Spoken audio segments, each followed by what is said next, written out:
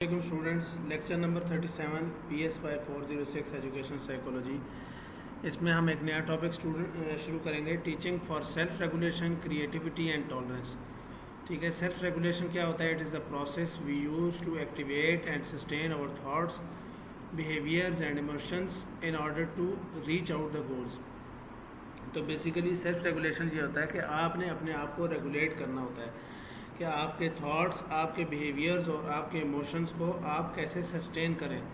ٹھیک ہے، تو اس کے لیے وہ سسٹین کیوں کرنے ہیں؟ آپ نے سرٹن گولز اچیو کرنے کے لیے. ٹھیک ہے، وہ کون سے گولز ہیں؟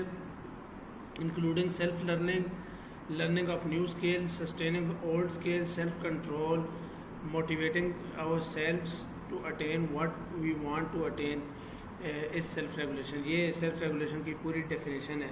ٹھیک ہے، اس کے لیے سائیکولوجسٹ نے کیا کیا ہے؟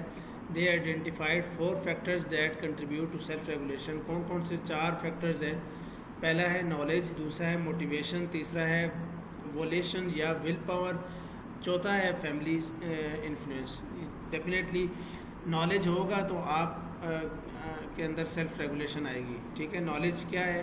It is influenced by this knowledge of his own self, the subject matter that he is studying اور از سپوز ٹو اسٹڈی. جو آپ نے سبجیکٹ اسٹڈی کرنا ہے یا آپ نے جو اسٹڈی کروانا ہے اس کا نالج آپ کو ہونی چاہیے. ٹھیک ہے، اور اپنے بارے میں نالج ہونی چاہیے.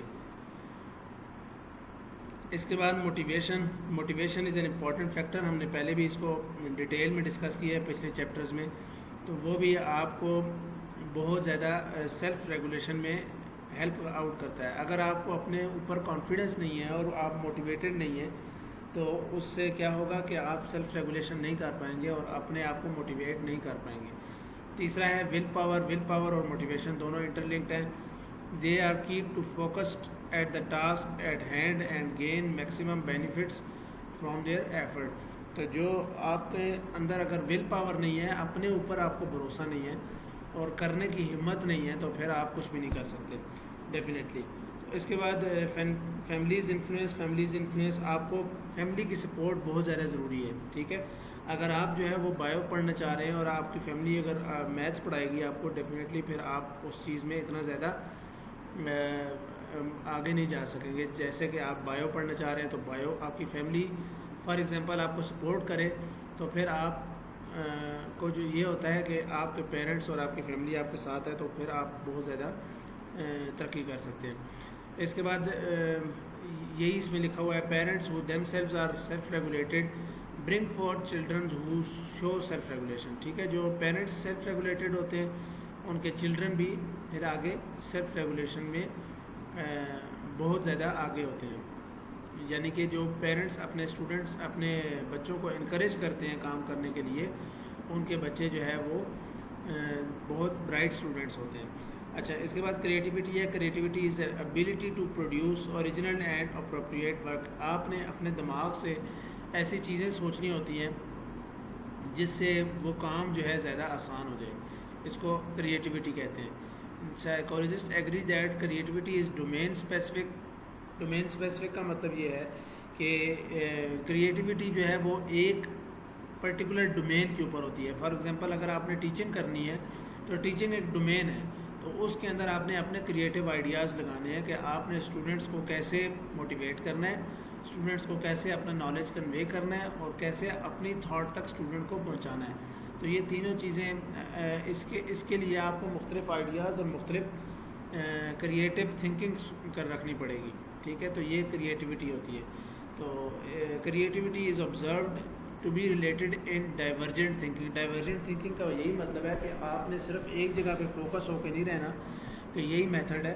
آپ نے ڈائیورج ہونا ہے. جیسے کنویکس مرر جو ہے وہ ڈائیورج کرتا ہے چیزوں کو، ایسے آپ نے ڈائیورجنگ تھنکنگ رکھنی ہے. آپ کی جو سوچ ہے وہ بہت زیادہ وسیع ہونی چاہیے.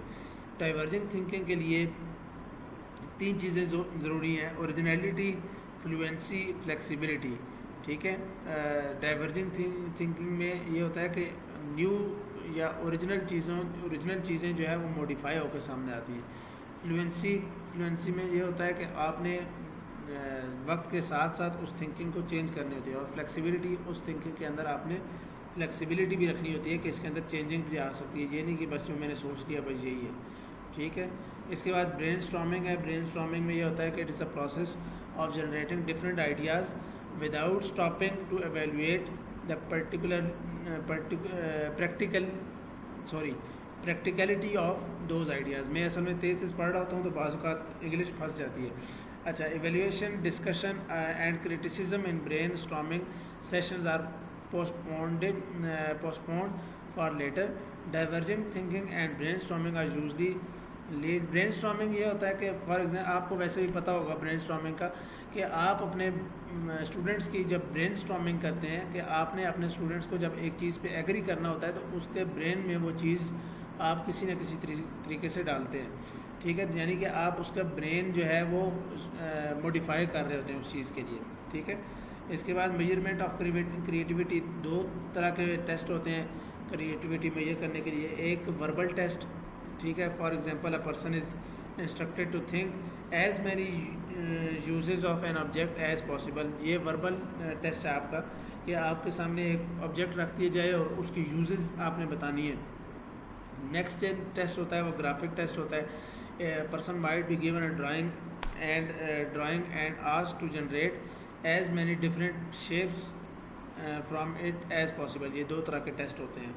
ٹھیک ہے. تو اس سے یہ ہوتا ہے کہ اسٹوڈنٹس میں be gauged from the observation of curiosity, high energy and concentration, playfulness, risk taking, willingness to fantasize. یہ سب کریٹیوٹی اور برین اسٹارمنگ کے پھل ہیں, یہ سمجھ لیں. ٹھیک ہے جی. تو یہ لیکچر نمبر 37 تھا. ملتے ہیں نیکسٹ لیکچر میں. تھینک یو سو مچ. اللہ حافظ.